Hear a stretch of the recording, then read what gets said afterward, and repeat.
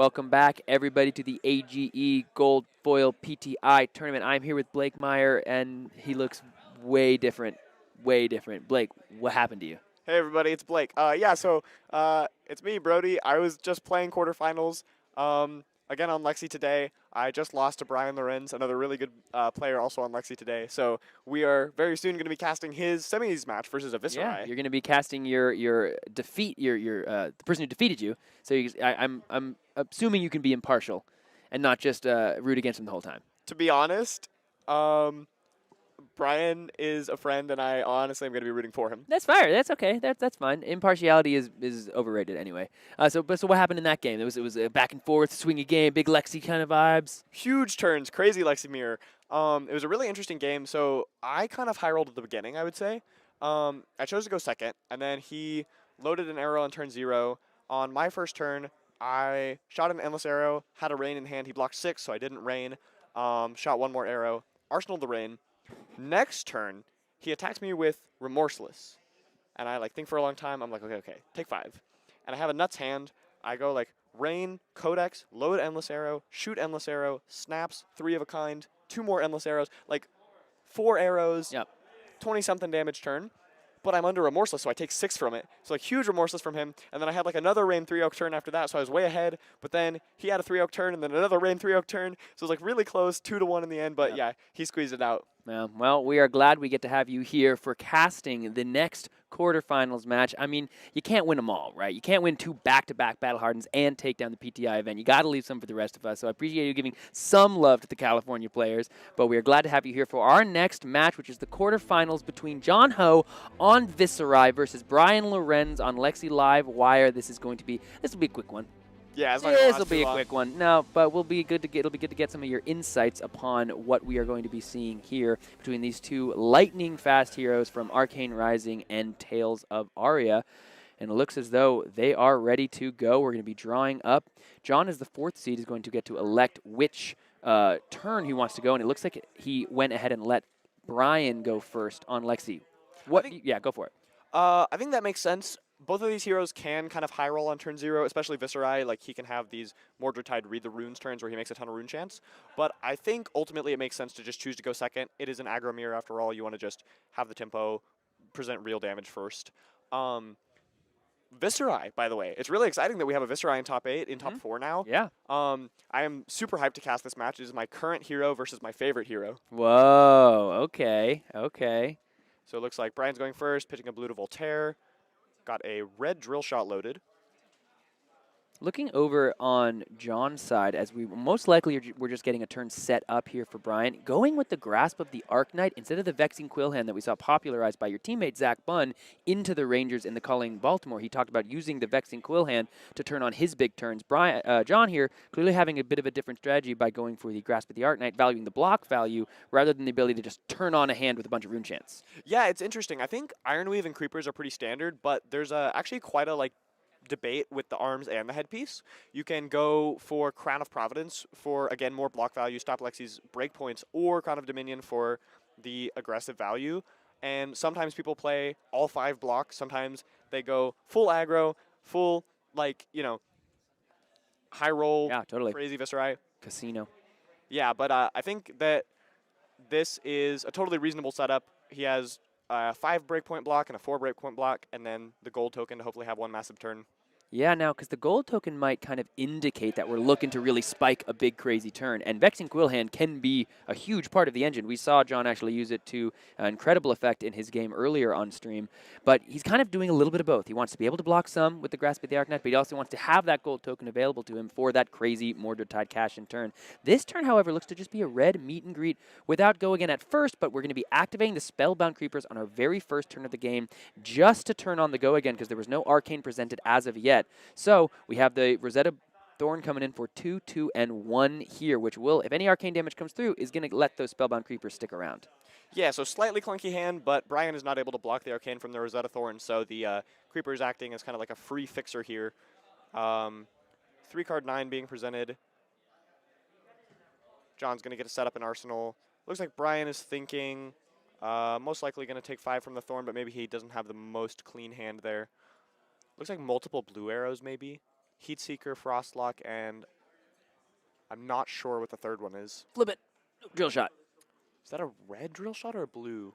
Interesting. We'll see, yeah, some kind of a drill shot. Now, the thing about when you see these, high-level players, sometimes you're just priced into, you don't want to get, like, devastatingly bad value out of your hand here. And a red meet and greet without go again, without doing anything else, that would really be not the way to start the game on the front foot. So even though it's early in the game, we're going to activate our Spellbound Creepers because we need to really go ahead and maximize our hand, even though it's only the first turn of the game. Yeah, 100%. All right, so it looks like Brian's cashing in the snaps turn 1 here. He's coming in with what I think is a red drill shot, and then he's going to snap it. Most likely we'll see Lexi ability and then maybe fire 3 more arrows at most after this. And now Brian here, this was the hand he set up for himself on turn 1, right? The load the 1 and then arsenal the 2nd. So clearly he was okay with cashing the Snapdragons in kind of no matter what, right? Because if he set this turn up for himself, maybe he was just priced into it and they was the only cards and he valued still having a 6-card hand even if he has to blow the snaps, not necessarily hoping to get some Codex, Rain Razors and Endless Air shenanigans. This is really just, these might have just been the cards he drew because it's interesting to see him do this to himself in a funny way. Right. Like this wasn't a ponder token. He loaded both these cards in himself on his turn 1. He said, I still got to use my snaps here. Yeah, I think it's interesting. There are some games where you get all the way to the end of the game and your snaps and bullseye are still just sitting there unused. So I think it's actually a pretty reasonable play for him to just say, you know what, we're going to cash this in for 4, maybe more because of the on-hit damage, and just get guaranteed value out of that snaps from the get-go. Yep.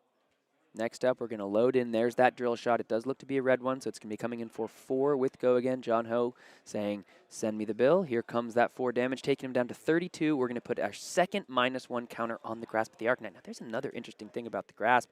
How often are you able to get the full block out of it because they got these drill shots running around? Yeah, this is clearly John likes his hand a lot. He's just saying, send me the bill.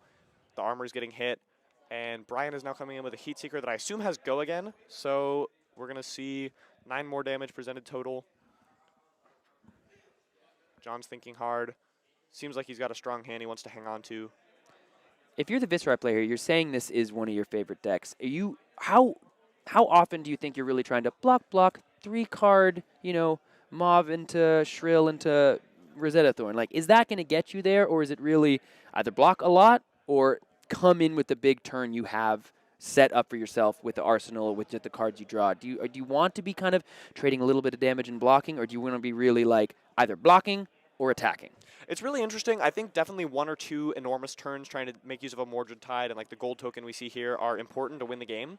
But there's a lot of like nuance in these in-between turns where you want to try to stop some break points, but still, usually Viserai's cards are worth significantly more attacking than blocking. Yeah. So it's kind of a balance of Lexi's on-hit effects versus Viserai's, offensive power. Yeah. I think a lot of the time when Lexi plays ice effects, you end up just having to accept that you're going to block your whole hand this turn if they've got like an ice quake, so every hit gets a frostbite. I don't actually know how many of those effects Brian has in his deck. It looks like right now he just hit on the Heatseeker. He has a yellow Bolton shot flipped in and is considering whether to double arsenal that endless arrow that we saw hit. Because we've already used our snaps. Right. So if we don't draw any pump for this Bolton shot, we're all of a sudden priced into a turn where we can do one thing. Right, it's quite dangerous. I suspect we'll see Brian opt not to arsenal this, but I don't know. Maybe he's got... I know when I played against him, he actually has some premeditates and lace with frailties and things like that. So maybe he has quite a few pumps. We've got his deck list here. It looks like, yeah, He's 2 running lace. lace with frailty and lace with blood rot on the list. Yeah, and 3 premeds. So 6 0 for 3 pump effects plus the Rain Razors. Looks like he didn't arsenal the card, but we're coming in on the other side. As we're looking down at the deck list, we have a Mordred Tide, we have a Mauvern Skies, we have a Revel in Rune Blood to just to make enough rune chance here, because it's just a Rune Blade card. So we're just looking to make enough rune chance to make this Amplify the Arcanite free. We're not going to be able to get the 1 card 5, 6 value off of it can be on a Mordred Tide turn. We're just trying to make enough rune chance so that this Amplify can be free. Yeah, this is interesting. He only has 1 card left in hand, I think, so I don't think we're going to see any Creepers action here. The Revel will destroy those rune chants at the... Oh, he played a Mauvrion, sorry. So we're going to probably see this last card pitched to Rosetta for 6. Yeah, interestingly, the only thing he blocked with on his last turn was that Aether Ironweave, leading to me believe that he's maybe planning to use it this turn for something, because he wanted to make sure he got the block value out of it. Oh, Sam, you're totally right. I completely missed that. Okay, that makes me think that this last card in hand is either a Gloomveil or a Revel, or maybe a Red Shrill or something like that. But yeah, Gloomveil or Revel here would be totally nuts. Let's Huge see. turn. Yeah, we're debating Arsenals on Brian's side, and John's saying, hold my beer. Check out this hand. Oh, it looks like, is that a Rain Razors in Brian's hand? So It I think is. he made the safe play, but he actually would have been He rewarded. would have been rewarded. And like sometimes you have to make that decision looking at your deck and think to yourself, listen, I haven't drawn any of my pumps. Yeah. That means that the likelihood is actually rather high when I'm playing Lexi and I'm looking at the Bolden shots, like, you know what, I'm gonna draw a pump. I like you can't know, but it's like I haven't seen any of them, and you just have to play towards the likelihood. Brian, not wanting to get blown out by the potential non-go again, but it would have been rewarded there. Yeah, it's hard. I do think I agree with Brian's play. The potential blowout if you just draw a ton of two So blocks. tough. Yeah. I would say at least before this turn from the Viserai, he's kind of ahead in this game, so you just kind of want to take the safe play. But this is quite a swing from Vis. And we're just blocking anyway, so we're going to take the 6. Now here we go. We're activating that Aether Iron Weave. It's why we blocked with it on our last turn. So we have the meet and greet, which is only going to cost the 1 resource, meaning we're coming in with the Rosetta Thorn afterwards. So we're making another 2 rune chance. We're definitely dealing some arcane, so it's going to have go again. We're also going to be able to keep our creepers around. This is so powerful. This is even better than Gloomveil or Revel. He's getting an additional 2 rune chance if it hits, which it looks like it. Oh, maybe Brian's thinking on the meet and greet. This is an incredibly strong turn for Viserai. Seeing why he just went ahead and took all that damage, said, yeah, I can handle this because like you said, they want to play for their spike turns, and sometimes they don't even need the gold token. When I was playing Viserai last week, I didn't resolve a single gold, or cash in until 4 games in. Yeah. And I won a bunch of games. Yeah, he can go nuts. This is a really cool game so far. Both players kind of presenting a lot of damage and on hits. We don't always see a ton of on hits from Viserai, but we got the Mavrins guys and 2 meet and greets. Mm-hmm. Players not playing a lot of Consuming Volition. I like that card. That's a spicy card. That's a nice card. Ranger tech card. Yeah. Okay, that one's going to come in, and now here's 4 rune chance and the 2 from the Rosetta Thorn. So that's bringing Brian Lorenz all the way down to 16. Now the one saving, or quote unquote saving grace for Brian here is he's leaving John Ho without an arsenal. So Viserai with 4 cards is a little less scary than Viserai with 5, but for Brian here, we're going to activate the Tunic, come in with the Endless Arrow. It's going to have go again. It's coming in for 4, and we know that last card in his hand is the Rain Razors. Yeah, so this is quite a powerful turn. Assuming John says no blocks to any of it, this can amount to 17 damage off 3 cards. Sheesh. Plus, you get to still Arsenal, so you could call it a 2-card 17, which is completely off the charts. Yeah, it's kind of a little bit above the rate that people are normally evaluating their Flesh and Blood cards upon.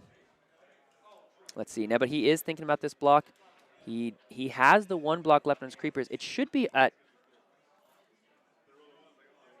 I guess it's just at the 1 counter. So it's yeah. So this is going to block it for 4, but we are now coming in with the Rain Razors to push it over the top.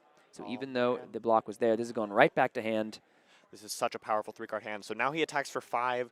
If John wants to block it, he can force the use of the bullseyes. But no matter what, this Endless Arrow is going to be coming in again for 6 or 7, threatening to give Brian an arsenal this turn. Yeah, this is what's fascinating about this is because the Bolton shot cleared out that arsenal, you don't need to use the bullseye bracers yet. You're presenting 2 potential problems to John here, and that Endless Arrow, it has a date with the arsenal. It's coming in there no matter what, so it's up to John to decide if he wants to stop the reload now, but if you use the bullseye bracers afterwards, you're still getting in for, what would that be, 7 damage, and you get to arsenal it anyway because it's definitely going to come back to hand. Yeah. John's thinking hard here. He knows the card in hand, so everything's face up for him. He's got 3 cards. I wonder if he's considering trying to block the final Endless, but it's awkward because if he doesn't block here, then the Endless will only come in for 6, so he could 2-card block it and take the damage from the Bolton shot, but stop the arsenal. It'd be 7, right? Because it'll come in with the +1 from the bullseye. If he's able to reload it off the Bolton shot. Oh, you're talking about off the Bolton shot. Yeah, if he chooses. It would be interesting to see. I wonder if Bolton shot hits, we might still see Brian opt to use the bullseye for +1 and basically the guaranteed hit. Not guaranteed, but it would force a 3rd card from John to stop it. That decision really comes down to if he thinks he's going to be able to get another use out of his bullseye later in the game. But we're saying no blocks if we're John Ho here. We're taking the 5, and we are going to reload, so we're coming in for the 6, and this one might be the 2-card block, and there it is. John Ho going to go ahead and put those 2-3 blocks in front of it, stop the endless arrow, but, critically, that means that we get to keep our bullseye bracers for later in this game, and that can be really important for something like a bullseye bracers. Give it the +1, turn on the go again, and the reload effect. John having to take his entire turn off, just arsenaling a card and drawing up. Yeah, so we are back to Brian. Life totals are pretty even at this point. That's a 3 of a kind and a Rain Raiders in the one hand. Oh, man. In the one hand. On the one time. So maybe we're going to see this bullseye immediately get used. Seems like a good time to do it. So he's got a Searing Shot, Heat Seeker. Oh, that looks like maybe all reds, but he does have several resources. Yeah, still got the 2 pitch floating towards him, and there's not going to be any disruption from the Viserai here. This is all, what can you do to me? Yeah, the Endless Arrow seems like it's likely to end up giving him maybe +1 pitch and end up with an arsenal. So Infecting Shot coming in for 7 go again. Blood Rot on hit. Pretty good. Yeah, all these... Seems pretty good. These disease cards from Outsiders are just, we see them time and time again, so strong. The laces and the arrows, it's just a normal card with, if it hits, you take an additional 2. That's almost another full card in itself. So John's got Sonata, Shrill, and 2 other cards here, plus his arsenal. Is it a little hard to see when he's flipping them like that? Is it a little hard to see when he's flipping them like that, Brody Spurlock? Just curious. From you in a broadcasting perspective, a little challenging to see. It's a little hard to see. Yeah, a little hard to see. I wonder what other prominent players in the Flesh and Blood community flip their cards fast enough that smoke comes out of them. I can't think of any. Can't think of a single one, right? No, nobody here for sure. Nobody sitting at this table. Anyway, looking back ahead at this Infecting Shot for 7 with go again. Now, it's 7 or 9 if it hits. And John Ho at 17. 9 is, half your life here. So you have to be thinking of how can I block this card effectively? And if I can't, and if I don't want to, can I push enough damage to take cards out of Brian's hand on his next turn? Or else, he's just going to be dying pretty soon. Yeah, it's very likely that Brian's just presenting lethal this turn. Like we said at the start, this is an aggro mirror. Both decks trying to go vroom and play all their cards. It ends pretty quickly. Alrighty. We're going to go ahead and most likely activate a second time with the Voltaire. That's the second activation. And critically, we still have our bullseyes available. So this is going to be coming in with go again for 7 and representing another on-hit effect. Oh, and he does have a blue card. Yeah, so final card in hand, I believe, is Endless Arrow. Jesus. Yeah, so 7 into another 7 after this. John has to block with at least 2 cards to live here. It's not looking great for him. Now, and it's curious because that Grasp of the Arknight, it represented that 1 block on that 1 turn, but the rest of it got eaten up by, that drill shot. It wouldn't have been, I don't think game necessarily changing, but on that huge Mordred turn, if that was 3 more Rune Chants for his, from the Vexing Quill hand, he wouldn't have had to play the Mordred Tide to make the Amplify free. Right. He could have just cashed in the Vexing Quill hand. Boom, you already have 3 right after the Mordred Tide. That's true, and then that means that Revel in that hand ends up being 7 Rune Chants. So that turns a lot on for him. This game, Vexing would have definitely been better. It's interesting to see these things play out. Like in some games, you have these really critical 5 attacks from Lexi, and the Providence or the Grasp end up being key. In this game, the Quill hand would have been better. Viserai's equipment is quite a puzzle. Yeah, so John Ho does have it in the list, and because we saw it earlier on stream, so it shows, one of my favorite things about Flesh and Blood is you can make not necessarily game-winning or game-losing decisions, but sometimes game-winning or game-losing decisions based on what equipment do you decide to equip at the beginning of the game. It's that deep of a game system that you have to make the right call sometimes, and you really feel it often when you don't. 100%. I've had so many games in Flesh and Blood where I feel like I lost just because of one deck-building mistake that I made. And I think about it after the tournament, and yeah, so many decisions that lead up to your games in a tournament. It's really cool to, it's like punishing in defeat, but also rewarding when you learn from it. Yeah, 100%. Now, look at this. John Ho, I mean, he knows what's happening here. This is going to be, that attack had go again for a reason. So this Bullseye Bracers, you got to throw it in. We're representing lethal and drawing a card basically on hit. This is going to come in for 7 here.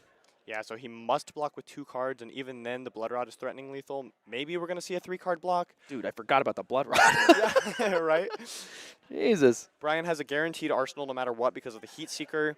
If he hits with the Endless, it's possible he could high roll into a double ice arsenal. See how John chooses to play. Most likely a 3-card block here. Down 13 life. It would take a miracle for him to come back. We're in the miracle business here at Arcane Games and Events. We peddled them like glue. I don't know. This is coming in for 7. What are I've we seen doing, a couple John? miracle games this weekend. Absolutely. There have been a number of them. Crazy comebacks. So he's got Revel, Sonata, Shrill, and I still don't know what that 4th card is. It looks like a 4th red, though. He definitely runs Drawn to the Dark Dimension. We saw it go crazy in one of his earlier games. And I think it is... No, this is Sonata. Looks like maybe he's choosing to keep that unknown card. But here's the thing is you do have the Blood Rot coming, so if you take 1 damage, then yeah, that Blood Rot is representing lethal. So even if you try to Sonata into something, into something else, you need to make sure you have enough to stay alive. Yeah.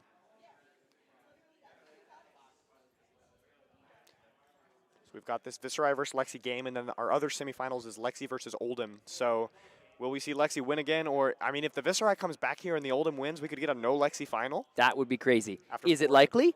No. Not extremely likely, but But it could happen. anything can happen. Brody Spurlock showing his skill at the casting table as well, bringing us back to the other game, giving us a whole sense of the picture. It's like you should do this more often. Oh, man. Should we tell the people? Oh, no. Oh, no. All right, let's see. This is coming in for 7. Looks like we're going to be putting 2 cards in front of it, taking 1, which is going to allow the Endless Air to go back to hand. And critically, the Heatseeker will trigger first, so he's going to get to choose if he wants to put that in his arsenal or not. Oh, man, this is crazy. So we're going to put the Heatseeker in, which is a Bolton shot. This is the exact same choice Exact he had scenario, and earlier. I mean, John Ho's at 1 here. How scared are you really of going down from 15 to 1, knowing that he has to keep a blue card in his hand? Yeah, Brian's just opting for the safe play here. Makes a lot of sense. So, John, I wonder if he doesn't have a blue and he's... Oh, he blocked with a Sonata. I don't know what his plan is here. I'm very curious. I was going to say maybe he's trying to hit a blue off the Sonata, yeah, for sure. Revel and Shrill? Oh, he's pitching Revel. Oh, I mean, I don't even think... I think this is... Oh, man. And he hits hit. He gets him. Cash in. Oh, this is crazy. Oh, wait, because the cash is going to draw him 2 more cards. This is so exciting. Oh, Okay. my gosh. Okay, so we pitch the Shrill. We're going to draw 2 cards with the cash in. Dude. I mean, it's still tough, but, like, this is the best you could hope This for. is the dream. This is what you have to get. We're up to 4 cards in hand. Do we have a blue? I don't know if we have a blue here. It's another Revel. I think there's a yellow. He's considering playing Revel. Just for the Rune, the Viserai trigger. That was sick. That was wild. That was sick. I was like, I don't know what could possibly. Oh, it's all reds. And that's just gonna do it. Oh, what a close way to attempt to come back from that. The Tome of the Arcanine. He hit it earlier on stream too, but we had to hit a blue. Saw so many cards there, but unfortunately, it wasn't able to be enough for John Ho to go ahead and come back in this game, leaving Brian Lorenz, your winner, heading off to the finals of this tournament, the AGE Gold Foil PTI tournament. What a game, Brody Spurlock. What a game indeed.